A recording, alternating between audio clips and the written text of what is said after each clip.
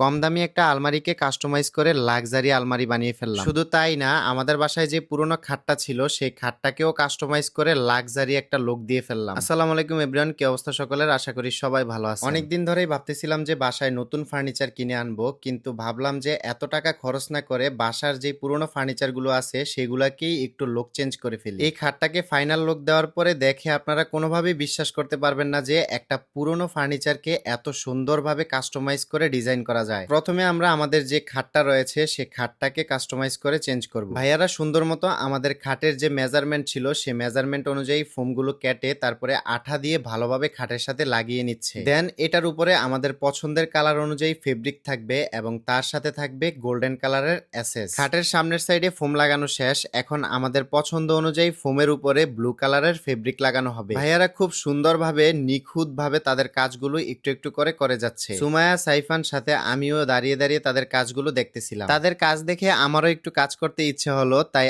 আমি এখানে ভালোভাবে ফেব্রিকের উপরে পিনগুলো লাগিয়ে নিলাম। তাদের কাজ এত নিখুঁত এবং দ্রুত ছিল যে তারা খুব তাড়াতাড়ি আমাদের খাটের লোকটা চেঞ্জ করে ফেলতেছে। এখন আবার খাটের দুই সাইডের যে জায়গাগুলো ছিল সেগুলো আবার ভালোভাবে মেজারমেন্ট করে তার পাশেও ভালোভাবে ফোম লাগানো হচ্ছে। এক কথায় আমাদের পুরোটা খাটই ভালোভাবে কাভার করে এত সুন্দরভাবে লাক্সারিয়াস একটা রূপ দিব যেটা দেখে আপনারাই অবাক হয়ে যাবে। কাজের ফাঁক দিয়ে আবার সুমায়া এসে বলতেছে যে আমিও এখানে খাটের যে পিনগুলো আছে সেই পিনগুলো আমার হাতে লাগাবো। তার শখ হয়েছে তাই তাকেও দিলাম পিনগুলো একটু একটু করে লাগানোর জন্য। ভালোভাবে লক্ষ্য করলে দেখবেন যে আমাদের খাটে কিন্তু অনেক স্পট আছে, যে স্পট গুলো একটু পরেই কিন্তু গায়েব হয়ে যাবে। খাটটা কমপ্লিট হওয়ার পর এক কথায় দেখে বোঝার উপায়ই থাকবে না যে এই খাটটা পুরনো ছিল। খাটের কাজ মোটামুটি প্রায় শেষের দিকে। এখন সুমায়া ঝাড়ু দিয়ে পুরোটা রুম ভালোভাবে ক্লিন করে নিচ্ছে। খাটের প্রত্যেকটা কর্নারে চারপাশে ভালোভাবে ফোম লাগিয়ে তার উপরে ফেব্রিক দেওয়ার পর দেন এসএস গুলো লাগানো হয়। গোল্ডেন কালার এসএস এর উপরে যে পলিগুলো ছিল সেই পলিগুলো আবার সাইফান টেনে টেনে তুলতেছে। অনেকক্ষণ কাজ করার পর